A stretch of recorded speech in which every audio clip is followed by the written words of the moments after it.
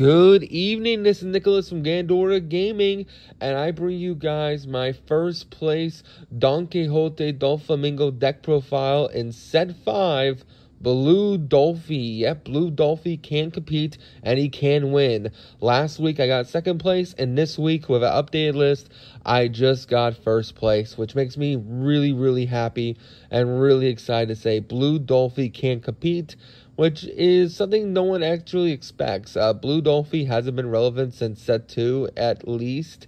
Some people say early set 3, but he hasn't been relevant at all in set 4. And to be honest, besides my 2 local events, he hasn't been relevant at all in set 5. But I think that's just because no one's playing him. There's so many leaders now in the game, and so many new players in the One Piece game, that they honestly just see a new leader and say, that's the leader I'm going to play, and that's it. And I don't think anyone's really reading the older leaders. I think Donquixote Dolflamingo from set 1 is probably one of the most aggressive and manipulative blue decks in the game. The fact that this deck attacks for 7 every turn, the fact that this deck summons a body from the deck every turn, the fact that this deck revolves around manipulating the top 5 cards of your deck in order to play, and has some of the best removal in blue and some of the best control cards in blue, makes this deck basically a toolbox for the meta. I really do think this deck's kind of insane, and let's actually talk about that.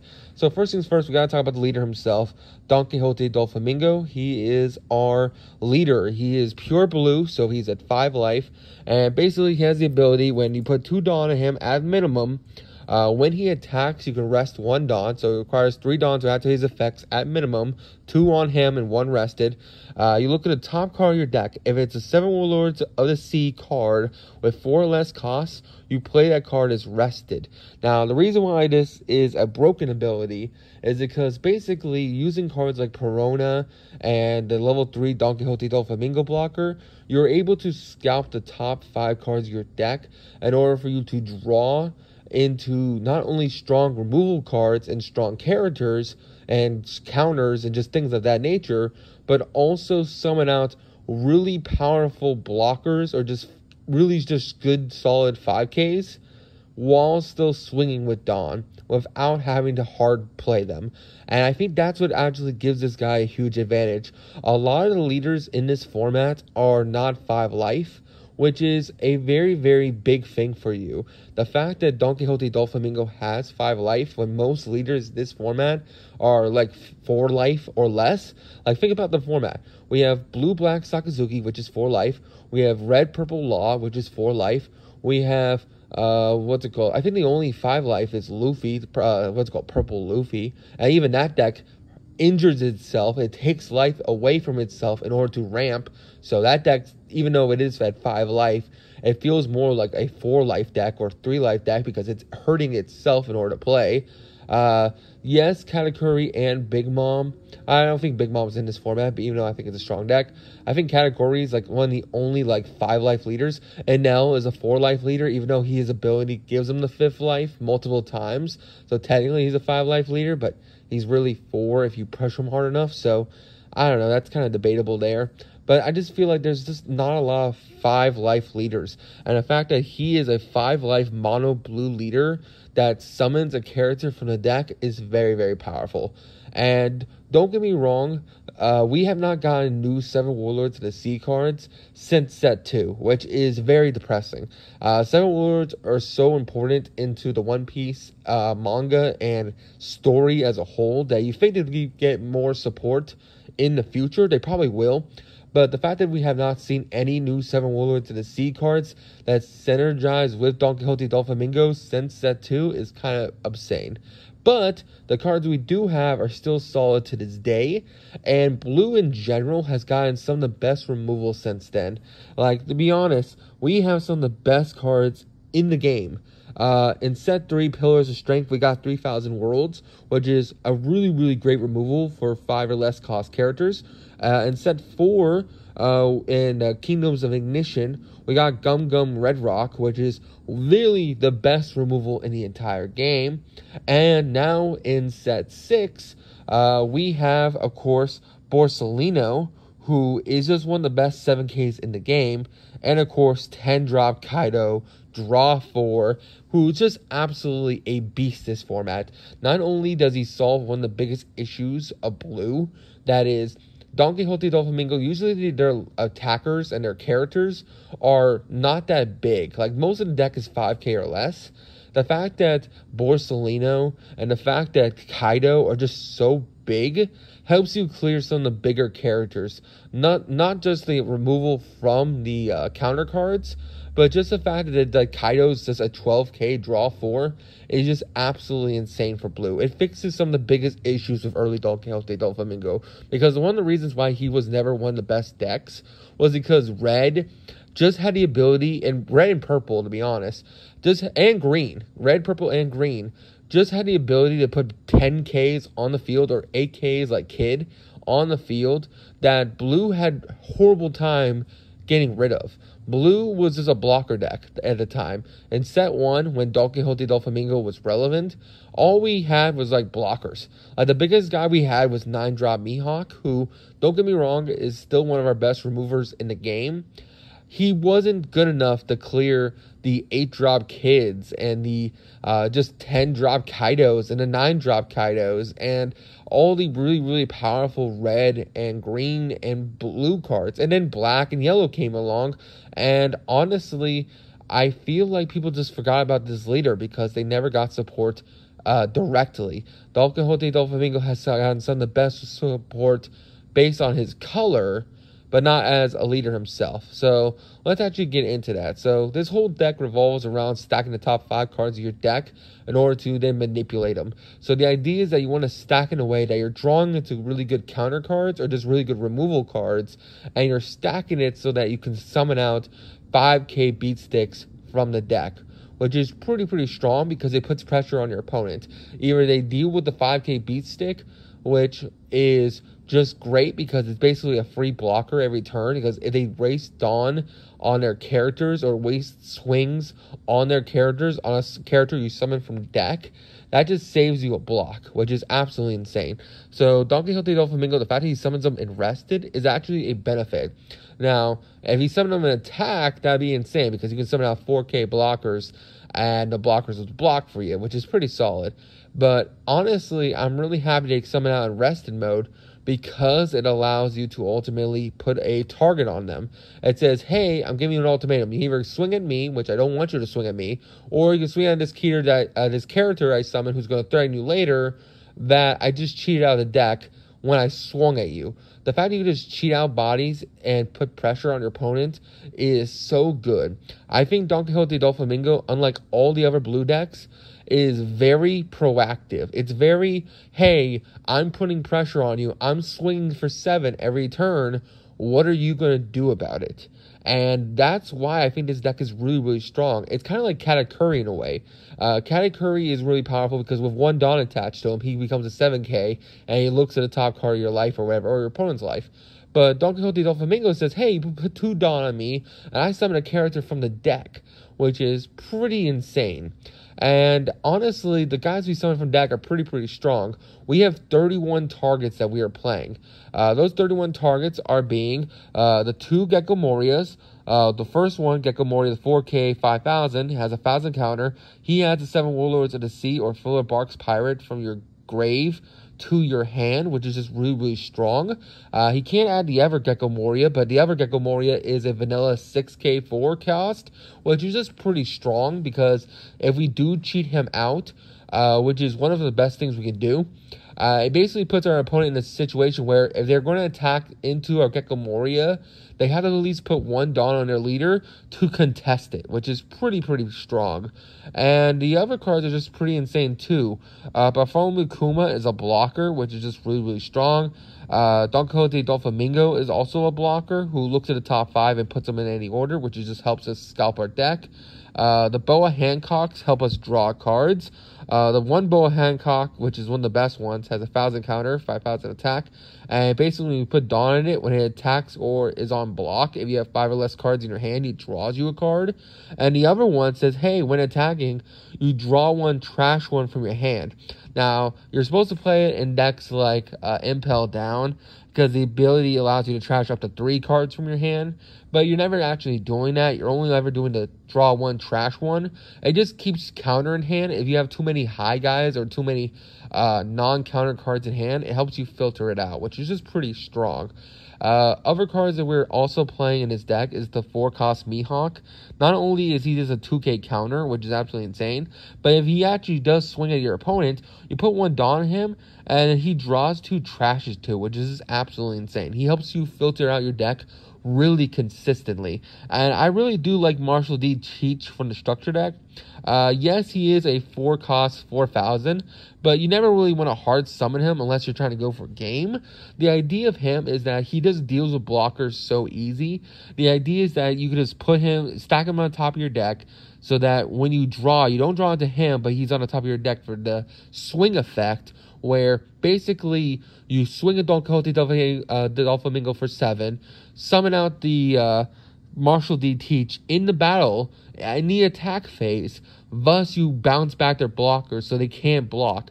It basically makes Donquixote Dolflamingo unblockable depending on what blocker they have on field, which is just pretty strong. Not to mention, it is just a 4-cost bounce of 3k back to hand, which is just really good. It's not as good as 3,000 Worlds, which is just better removal, but it does have a counter. It is a 7 World, so it's summoned off Donquixote Dolflamingo, and if you put 1 Dawn on it, it is still a 5k now. Now it's swinging for life every turn, which is pretty strong. So ultimately, I really like it in general. As for our higher cost cards, of course, we are playing 3,000 Worlds. It helps us get rid of our blockers that our opponent has, and also just really strong cards.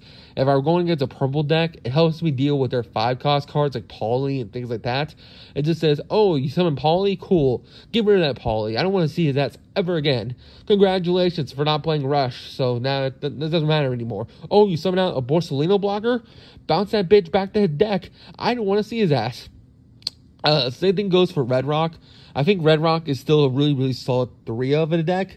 I think 3/3 is just the perfect ratio. You don't want to have too many that's clogging your hand, but you do want to see it enough times in a duel that you're just constantly removing your opponent's shit. And the other guys, the 9-drop Mihawk and the 7-drop Borsalino, are strong removal. Like Borsalino on summon puts back a 4-cost, which is just really powerful. And Mihawk puts back a 7-cost, which is really good. For example, the 7-drop Eustace Kid that a lot of purple decks are playing, and like Purple Luffy, you can just bomb deck that thing, which is just pretty amazing. Or their Queens, you can just bomb deck that, which is pretty amazing. But at the same time, they don't hit the bigger guys. It doesn't hit the 10-drop Big Mom. It doesn't hit the 8-drop Kids. It doesn't hit the 10-drop Luffys. There's a lot of decks, the 9-drop Whitebeards. There's a lot of really powerful characters that only Red Rock hits. And the fact that you're able to stack your deck with Perona and stack your deck with Donquixote Dolflamingo is just really powerful and impressive. You basically just stack it so that you just win the duel. You just always keep your advantage going that, oh, I know what I'm going to draw. I know what I need to help me get out of this situation. Like, oh, if we're going to the end where my opponent has 1 life and I just need a removal for the blocker they're going to summon on their turn, cool. I can stack 3,000 Worlds or a, Marshall D. Teach on top of my deck so I can summon it and just ruin their day, which is just absolutely insane. And I really do think this deck is insane. And the fact that this card deck's a 5-cost leader, and that most decks are 4-cost, means all I have to do is hit them once. And by the time we get to 10 Dawn, the Kaido is live. The fact that there's so many decks that are at 4 life, or just at 3 life, if we count the Red Purple Luffy, this deck puts so much pressure. Because like, oh, we got a 10 Dawn now, let me just draw 4. Like, you know how oppressive draw 4 is? It's absolutely stupid. And the fact that you can stack the 4 that you draw, even more stupid. I really do think this deck's kind of low-key insane. It's just not enough people are playing it because they see cards from set 1 and they think power creep. And honestly, I do think some of these cards are power creep. Like, yes, the Bartholomew Kuma blocker is cool and all, but he's just a 4K blocker. Like, that's cool and all, but that's alright. It's nothing broken like the set 6 and set 5 cards that we have. Same thing with the Gecko Moria that's a 6-cost vanilla. Like, yeah, he's just a vanilla. But at the same time, Yes, they're not the greatest cards, but the fact that I summon them out for free is what makes it scary. The fact that I summon out really free cards, giving me the Dawn able to put on my characters, or just put it onto blockers in hand, or to summon out removal, which is just really strong. This deck really wants to go first, which is also really good because a lot of decks in this format want to go second. There's a lot of purple decks that want to go second. Blueback Sakazuki wants to go second. A lot of decks just want to go second in this format. And the fact that you don't really need to win a die roll, because a lot of people are like, oh, I just want the extra card, which is just really good for you. For example, the purple Luffy I went against, he wanted to go second. He won the die roll. And basically, he let me go first, which is what your deck wants to do, which is really good. A lot of decks want you to go first. They say that's a disadvantage, but this deck on turn 2 is swinging for 7 and summoning a character from deck. That is so powerful in the early game. And the fact that like turn 4, you're not only swinging for 7 and summoning a character from deck, but you also have 4 Dawn active, allowing you to either summon a character from hand or to use 3,000 Worlds to bomb deck something, is just incredibly nasty. It is very nasty. Not to mention our temple is just insane. We can go, 7 Dawn and summon out Borsalino, and then once we get to 9 Dawn, we can drop out Mihawk, and then once we get to 10 drop, we can drop down a Kaido. We go big guy, and what is your opponent going to do to that? They go removal, 10 drop, draw 4. Like, what the fuck are they going to do to that? They can't do nothing. The only thing I think this deck has is that there's not enough 7 Warlords cards with 2k counter. I would love to have more 2k counter in this deck. Like, for example, Draco Mihawks are only 2k counter in the whole deck. If one of these other 7 Warlords cards had a 2k counter, I'd probably be playing it. But they just don't. They just don't. I looked all over the databases. They just don't exist. So if we would get Dolflamingo support in the future, I would hope that we get some more 2k blockers, or 2k counters. That would be pretty solid, so that we can just draw them and be able to use it and just win the game. That would be pretty amazing. But besides that, I think this deck is just pretty impressive, pretty strong, and pretty insane. And I just hope you all enjoy. I think Blue Donquixote Dolflamingo proves that any leader can win in this game, which is pretty amazing. I mean, as long as you got the skill and as long as you have the determination to deck build, any leader can win. I heard earlier that a Vonkov player won a local, and a blue-purple Kaido deck won a local. Shit, I even heard a Shanks won a local. That's kind of insane. Shanks, you know how bad that leader is? But you know what? Any deck can win a local. And the fact that no one's testing out these older leaders proves that we can actually define the meta based on how well we do with leaders that will trip up our opponents. You know how many people I go against in a local that don't know what the hell my leader does? They see it and they're like, what the hell is that? Because they're only seeing set 5 and set 4 cards. I think that is a really strong potential with Donquixote Dolflamingo. They don't know how to deal with this deck. And because it's best of 1, 2, the fact that they don't know how to deal with your deck, and they don't realize how aggressive your blue deck is, and how much removal it has, and how much stacking, and how much blocking this deck has, I don't think they see it coming, and it kind of throws them off, and you just win easy games. I really do think it is a strong, scary deck that no one's really ready for in the new format. And only older players will remember how to deal with this deck. But this deck is not the same as the older deck. This deck has evolved. This deck, old issues have been fixed. We don't have to worry about 10Ks anymore. We can just red rock the shit out of them. Oh, we don't have to worry about putting pressure. We have 10 drop Kaido, 7 drop Borsalino, and 9 drop Mihawk to put pressure on you. We have all the pressure in the world. And if I really wanted to, I could also add the double attack Gecko Moria to this list. But I just felt like he wasn't good enough because he wasn't able to be summoned off Gecko Moria, the Reborn effect. So ultimately, I cut him. But I really do think he might have potential in the future. But that's really all I have for this video. I hope you all enjoy. Don't do anything stupid. See you all in the next one. Tell me in the comments what's your favorite deck. And if you want to see more content like this in the future, take care. Don't do anything stupid. See you all in the next one. Bye-bye.